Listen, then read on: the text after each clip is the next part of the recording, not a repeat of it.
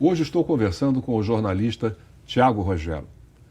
Tiago, nós vamos falar do podcast, mas antes disso, que é um tema central aqui hoje, mas antes disso, você fez uma referência, en passant, a políticas de ação afirmativa. E a gente conversando no intervalo, você falava de como você via a importância dessa política nessa modificação, mesmo que ainda limitada, mas essa modificação significativa que nós temos visto na sociedade brasileira hoje. Como é que você classificaria, como é que você vê o lugar da ação afirmativa nisso? Eu vejo como determinante, sem dúvida. O que esses avanços que você mencionou e que eu concordo, que a gente está vendo na academia, a gente vê muito mais pessoas negras, mesmo que ainda de forma muito tímida, nem em postos de liderança nas empresas, no próprio jornalismo, né? Nós somos de gerações diferentes de jornalistas e você comentava comigo como que foi quando você estava começando e como que foi para mim. Então eu já tive um pouco mais de colegas negros. Isso é resultado das ações afirmativas, sem dúvida. Assim. Você tem a possibilidade de ter mais pessoas negras capacitadas em todas as áreas diferentes, em todas as áreas de atuação, e isso é visível. E a produção vai girar, a coisa vai girando, né? Uma coisa vai puxando a outra, porque aí você também tem essa produção maior sobre cultura negra, porque você tem mais pessoas negras dentro da academia, e você tem mais pessoas negras também no mercado publicitário. Então, uma coisa vai puxando a outra e esses temas vão se tornando mais discutidos. Um círculo virtuoso. Um círculo virtuoso. Uma coisa vai provocando... enfim, é tudo uma coisa muito positiva, assim, eu vejo. Agora, você está fazendo uma pós-graduação em História e Cultura da África e dos Afro-Brasileiros, exatamente o tema da Lei 10.639. Você podia falar sobre isso? É uma pós-graduação, é uma especialização, né, em Lato Sensu, é uma pós-graduação oferecida pelo Instituto dos Pretos Novos, que é uma instituição séria. Pois é uma instituição séria, e esse tesouro, né, do Rio, que tem essa luta pela valorização da nossa história, pelo resgate da nossa história. É uma pós-graduação voltada para profissionais em geral, mas eu percebo pelos meus colegas que são mais professores de história mesmo, porque o foco é dar luz a toda essa produção intelectual sobre a história africana e afro-brasileira, mas focada, eu acho, principalmente em professores de história, para capacitá-los para o ensino da Lei 10.639, que é de 2003, né? Nós estamos em 2019 e as escolas que ensinam essa lei ainda são mais a exceção do que a regra. E muito disso por causa de uma dita falta de formação, falta de conhecimento dos professores. Então tem essa pós-graduação, eu mesmo não sendo da área de história, mas eu me interesso profundamente, até porque, para mim, são coisas que eu estou ouvindo pela primeira vez. São coisas que eu não aprendi na escola. Então, com esse curso, eu estou tendo a possibilidade de aprender coisas que eu não aprendi na escola mesmo. A própria questão do Egito, o que eu aprendi na escola, e aprende-se Egito Antigo na escola, mas foi uma coisa totalmente fora do continente africano. Como se ficasse no Oriente Médio. Pois é, essa foi a impressão que eu sempre tive, como se o Egito fosse no Oriente Médio. E a própria questão de berço da humanidade é algo que eu não aprendi na escola. A questão da escravidão. O que eu aprendi na escola de escravidão foi o negro subserviente, escravizado, que não resistia, que não havia movimentos de resistência, que não havia intelectualidade entre aquele negro, essa coisa de que veio, foi trazido para cá. Foi trazido por um motivo, foram trazidos africanos escravizados porque eram bons engenheiros, porque eram conhecedores da agricultura. Metalurgia. Então são coisas que realmente, um conhecimento que me foi negado, e que, então eu fico amarradão, assim, eu fico muito...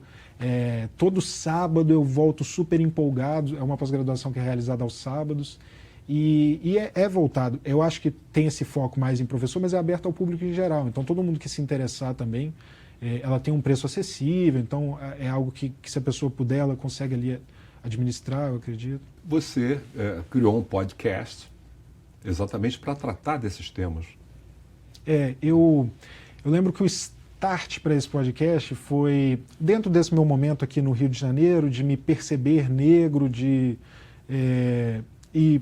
eu só tive essa possibilidade, mais uma vez, por essas questões de privilégio, né, de você não ter isso jogado na sua cara o dia inteiro, como é a questão do racismo no Brasil, mas eu fui me inteirando muito dos movimentos negros aqui e de alguns passeios também que são oferecidos. O Rio tem muito interessante essa coisa de opções gratuitas que você tem, né, de conhecer a cidade. E aí eu fiz uma vez um passeio pela região do Cais do Valongo, oferecido por um professor de História da África da UERJ, o professor Washington Nascimento, por aquela região. E aí essa coisa começou, eu falei, cara, são coisas que eu nunca ouvi, eu acho que tem uma questão aí que pode virar algo maior. E aí uma vez eu estava no Salão Carioca do Livro, era uma palestra da Conceição Evaristo, mediada pela Flávia Oliveira, um bate-papo, uma mesa, e a Conceição falou uma coisa que foi determinante para mim, que ela falou assim, ensinam a Revolução Farroupilha nas escolas, mas não a Revolta dos Malês. E até aquele dia eu nunca tinha ouvido falar da Revolta dos Malês. E aquilo me deu plantou a semente, assim. E aí começou um processo de muito trabalho, de muito estudo, de muita leitura, entrevistas longas, muita preocupação com os detalhes históricos, porque lidar com a história é algo muito delicado, né? Você tem muitas versões, muitas fontes para checar. E o que me deixa muito animado com o projeto é o fato, primeiro, dele ser gratuito, 100% gratuito e acessível a qualquer pessoa que esteja do lado de um computador ou de um celular. Principalmente de um celular, que hoje a população brasileira tem mais acesso, assim. E contar essas histórias, né, que para muita gente, como foram para mim, a maioria delas quando eu estava apurando, mesmo com base em toda essa pesquisa, eram novidade. Eu acho o principal foco, assim, do projeto, do podcast, é mostrar exemplos de negros de sucesso, e o sucesso, sempre como essa construção, o que é o sucesso, né? Existe sucesso econômico, sucesso de várias formas, mas nas mais diversas áreas, mostrar que não é uma coisa... A gente também tem muito isso, assim, de pensar que a nossa influência africana, ela vem só na gastronomia e na música. Ela vem na gastronomia e na música, mas ela vem em tudo mais, né? Ela vem em toda forma de conhecimento, em toda forma de profusão mesmo do ser brasileiro e tudo mais. Não que isso remeta ali à obra de Gilberto Freire, mas é muito buscar esses exemplos, assim, para as pessoas verem e falar, cara, tipo, mesmo com tudo que está aí, mesmo com tudo que está sendo imposto para a gente, existe uma possibilidade, porque a gente é isso mesmo, a gente tem esse poder, a gente tem essa potência.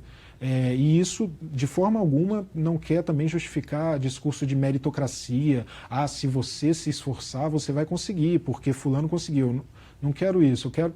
São exceções, né, de certa forma, mas são exceções que têm se proliferado também. Isso tem sido muito interessante. Aquilo que em inglês eles chamam de role model, modelo de comportamento social. Isso. Então, aquela ideia de que essa pessoa que é negra, se ela fez isso, se ela pôde chegar, eu também posso. É um projeto para todo mundo que tiver interesse em conhecer uma versão mais completa da nossa história, e isso eu não digo querendo ser pretencioso do tipo, estou contando uma versão completa da história, como se também eu fosse a primeira pessoa a tentar. Não sou. Na verdade, em tudo isso eu sou apenas um ouvinte, né?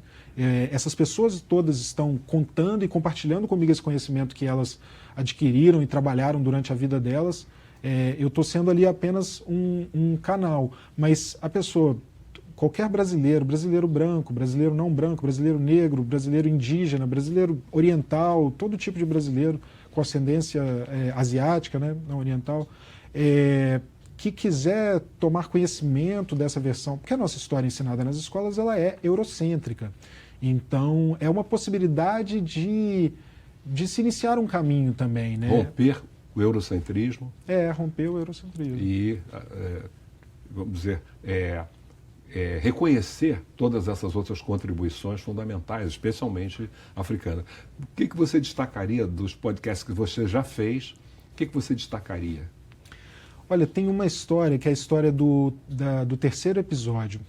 Os dois primeiros episódios eles são muito importantes. O primeiro traz uma entrevista exclusiva com a dona Ruth de Souza.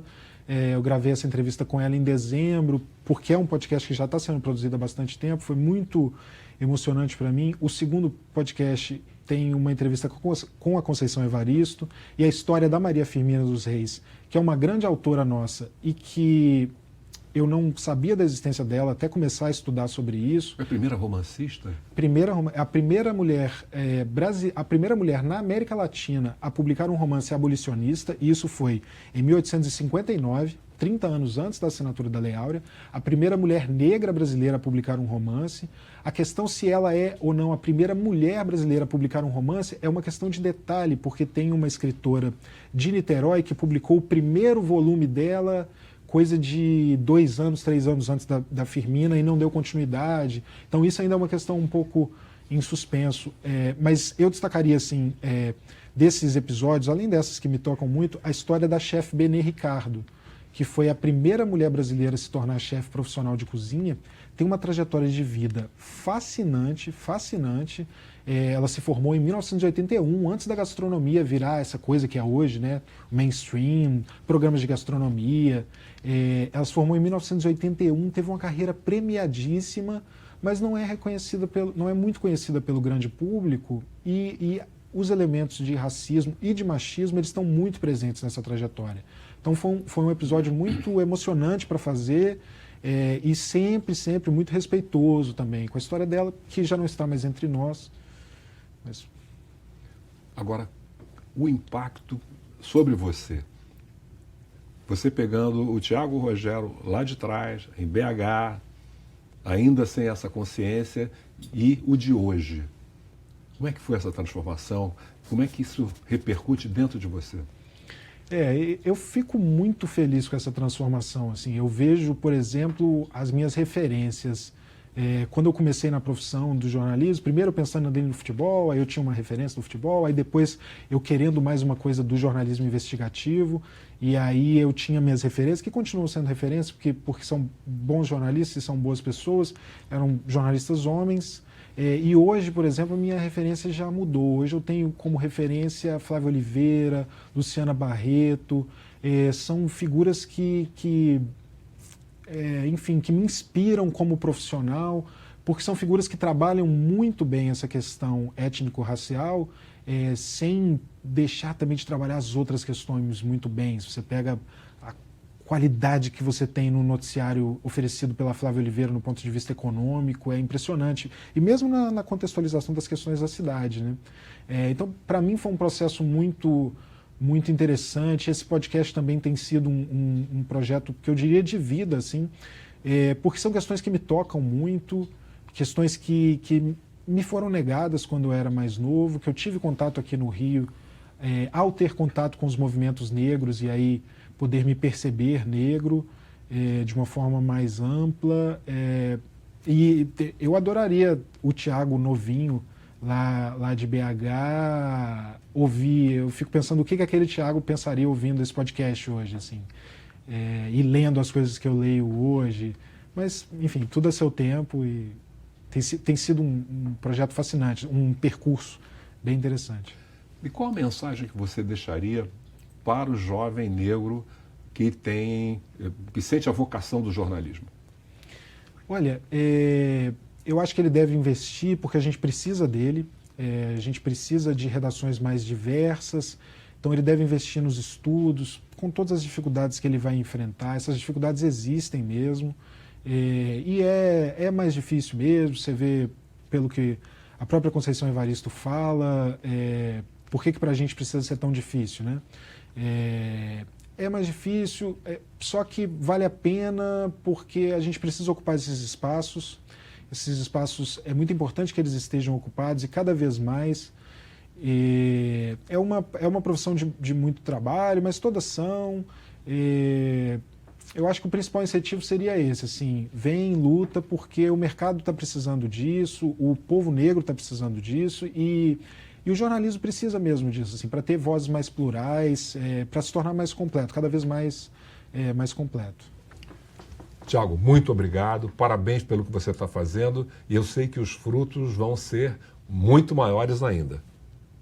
Eu conversei com o jornalista Tiago Rogero, e para rever essa entrevista e todas as outras, é só acessar www.alerj.rj.gov.br ou www.cultine.com.br.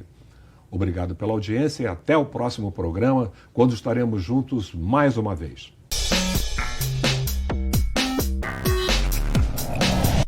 CUT-NE Preservação de Memória e Legado de Futuro.